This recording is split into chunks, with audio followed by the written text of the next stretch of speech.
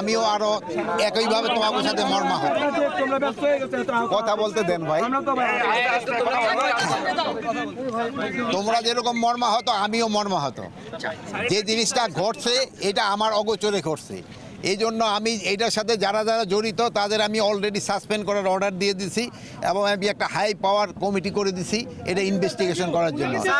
আমার কথাটা শেষ করি, এটার সাথে যারা জড়িত তাদের কোনো অবস্থায় ছাড় দেওয়া হবে না। Thank you. তাদের কোনো অবস্থা ছাড় দেওয়া হবে না। কিন্তু উনি তো স্যার বর্ডার থেকে পালায় যান।